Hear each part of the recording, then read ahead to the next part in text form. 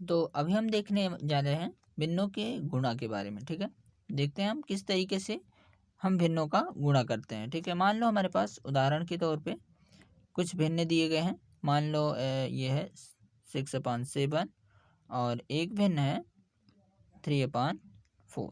ठीक है, इन दोनों भिन्नों को अगर हमें गुणा करना है तो किस तरीके से गुणा करते हैं। तो गुणा करना है तो यहाँ पर हम गुणे का चिन्ह लगाते हैं और यहाँ पर अंश और अंश का गुणा करते हैं, यानी मतलब 6 और 3 का गुणा करते हैं ऊपर, और उसके बाद हर और हर का गुणा करते हैं, यानी मतलब 7 और 4 का गुणा करते हैं। ठीक है, ध्यान रहे जोड़ते समय हम इस तरीके से ऊपर ऊपर को नीचे नीचे को नहीं ऐड करते हैं, है ना। ये पिछली वीडियो में हमने देखा है।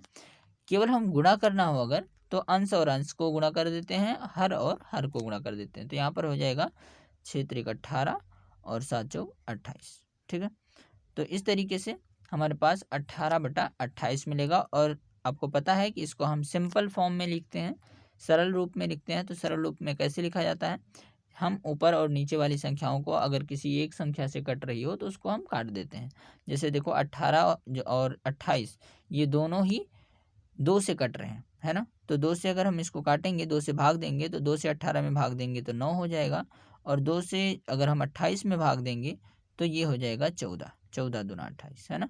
तो 2 से दोनों में भाग दे देते हैं और मिल जाएगा हमको 9/14। इस तरीके से हम भिन्नों का गुणा करते हैं। यहाँ पर भिन्नों को गुणा करते समय हमें इस चीज़ का ध्यान में नहीं रखना है कि यहाँ पर समहर वाले भिन्न है या फिर असमान हर वाले भिन्न है। कोई दिक्कत नहीं है, कैसे भी भिन्न है, बस हम उसके अंश और अंश का गुणा करा देंगे और हर का गुणा करा देंगे। इसको हम अंश में लिखेंगे और इसको हर में लिखेंगे, और उसके बाद ध्यान रहे इसको हम सरल रूप में जरूर लिखेंगे। ठीक है, आंसर को सरल रूप में ही लिखना है, इसको इस तरीके से नहीं कि जो 18/28 आया है इसी को लिख दें, नहीं, इसको हम सरल रूप में लिखेंगे। इसी चीज़ को एक और सरल तरीके से सॉल्व कर सकते हैं। इसका दूसरा तरीका भी है।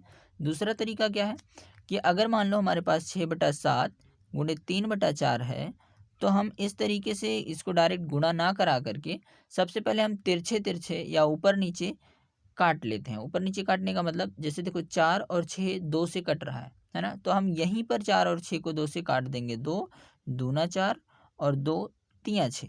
ठीक है, इस तरीके से हम इसको काट देंगे और ये हमको मिलेगा। ऊपर ऊपर का गुणा कराएंगे 3×3 = 9 और 7 और 2 का गुणा कराएंगे 14। तो इस तरीके से भी हम इसको कर सकते हैं। ये जो होता है ये हमारे लिए सरल हो जाता है, क्योंकि हमको बाद में नहीं इसको भाग देना पड़ता है। ये हमको देखने पर लग रहा है 6 और 4 आसानी से 2 से कट रहा है, तो इसको हमें पता करना आसान है कि किस किस संख्या से ये कट रहे हैं। ठीक है, तो इस तरीके से हम यहीं पर काट लेते हैं। ध्यान रहे ये 7 और 4 इस तरीके से सामने सामने नहीं काटना है, या तो ऊपर नीचे काटना है या फिर इस तरीके से तिरछे तिरछे।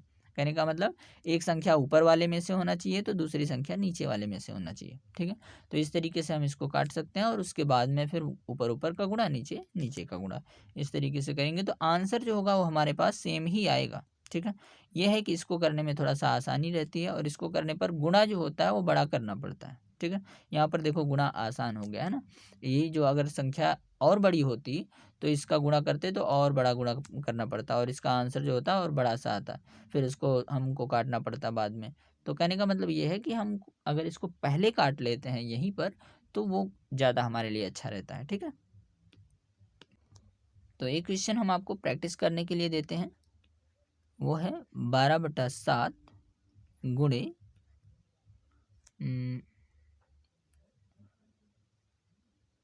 मान लो यहाँ पर हो गया 21/8।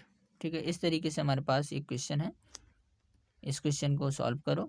ठीक है, और आंसर को कमेंट करो कि इसको गुणा करने पर क्या आंसर आने वाला है। ठीक है, इसके बाद में अब हम देखते हैं कि भिन्नों का भाग कैसे करते हैं।